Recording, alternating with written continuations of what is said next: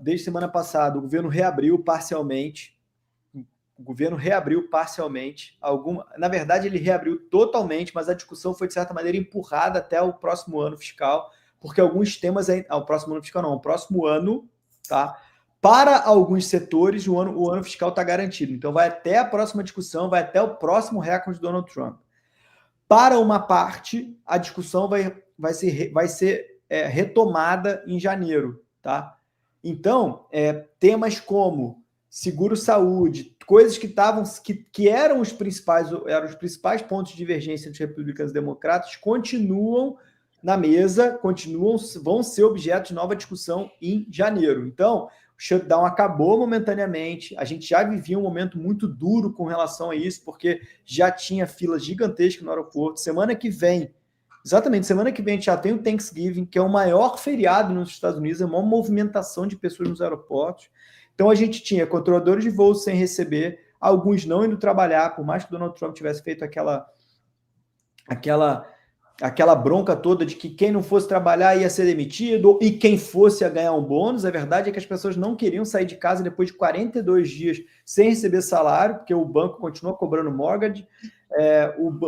Se você for fazer uma compra no mercado para pagar quando o shutdown abrir, o cara também não vai te dar essa colher de chá. Então, por que os funcionários tinham que dar essa colher de chá para o seu empregador, sendo que as outras, o mundo não fazia isso com elas? Então, isso era uma discussão que foi levantada por vários veículos de comunicação, até que ponto que os serviços essenciais eram capazes de suportar essa pressão que eles estavam sofrendo, e voltou.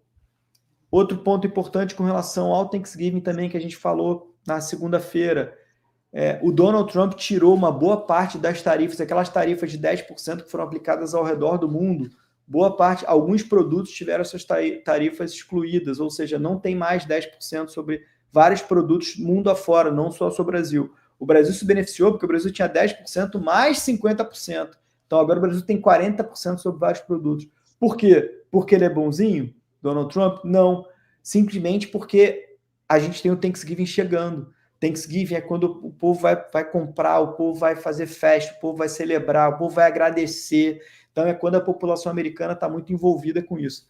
Hoje, salvo engano, o Donald Trump recebeu o príncipe, né? Na Casa Branca. Foi. Né?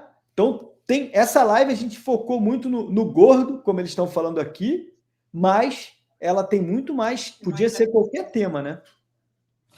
Verdade. Podia muita coisa acontecendo aí nas últimas horas, e o Bruno tem razão, no final de semana o shutdown foi solucionado, o que é bom. São boas notícias para a imigração, que a Visa Bullet andando, a oportunidade de fazer envio do caso de maneira digital, isso traz celeridade do processo, com certeza. O shutdown terminando, a pessoa perguntando sobre o Monjaro, já vamos falar um pouco sobre o Public Charge, que acho que é a curiosidade de muita gente. Mas o shutdown, uma excelente notícia. O Bruno ele já se antecipou a resolução do Trump.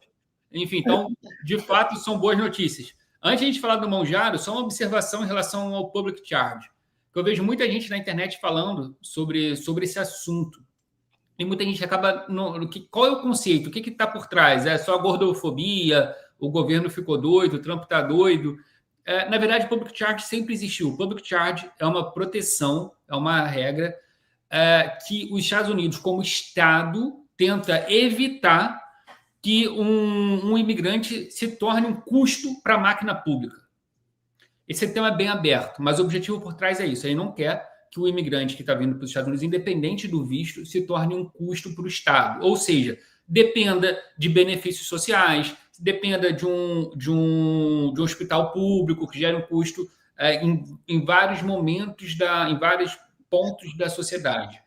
Esse é o ponto. O Public Charge, existe uma leitura mais ampla, uma leitura mais restrita em relação ao que seria e o que não seria o Public Charge. O Trump, no primeiro mandato, ele foi bem rigoroso quanto a isso. Colocou ali vários elementos que não existiam antes. Então, exemplo de seguro social, seguro que você usa o Obamacare, escola, quem coloca filho em escola pública, e por aí vai.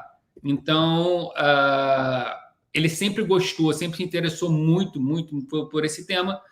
Quando veio os democratas, o governo Biden afrouxou esse public charge, tinha uma leitura mais superficial, tinha algumas preocupações que sempre existiram, então tem alguns tipos de vistos que sempre exigiam um sponsor financeiro, um patrocinador financeiro.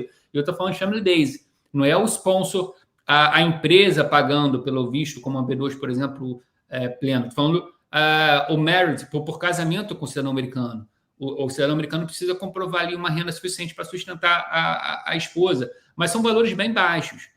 O Trump ele quer voltar a ter rigor quanto a isso. Então, o que está por trás do risco aí da obesidade é ele entender que uma pessoa acima do peso é um potencial risco à saúde nos Estados Unidos, e a saúde nos Estados Unidos é muito cara. Por consequência, teria uma tendência grande daquela pessoa virar um peso para a máquina pública. Essa a fundamentação jurídica por trás. E isso engloba idade, profissão, renda, agora peso, histórico de saúde familiar e por aí vai. Então, esse Careca está incluído? Oi? Careca está incluído? Cara, por enquanto não, mas vai que, né? Mas vamos resolver essa parada. Mas isso é para todos os vistos, Henrique, ou são os vistos de longa duração? Inclusive os de turista? Esse na verdade, para todos os vistos, porque, por exemplo, um turista... vamos lá, vamos fazer um papel de advogado do diabo aqui. Uma pessoa que está acima do peso, teoricamente, segundo a saúde, tem uma tendência a ter alguns problemas maiores que uma pessoa dentro dos parâmetros ali de peso pela Organização Mundial de Saúde. Então, essa pessoa vindo turistando nos Estados Unidos, por exemplo, o risco de ter alguma demanda da saúde americana ela é maior. Então, estatisticamente falando, tem um potencial de virar um custo para a máquina pública. Esse é um discurso de enxugamento da máquina, é um discurso que os republicanos, através do MAGA, o movimento do presidente Donald Trump, vende com muita firmeza. E o public charge vai ao encontro desse entendimento. É isso que está por trás de todo esse burburinho de obesidade, diabetes, idade, por aí vai.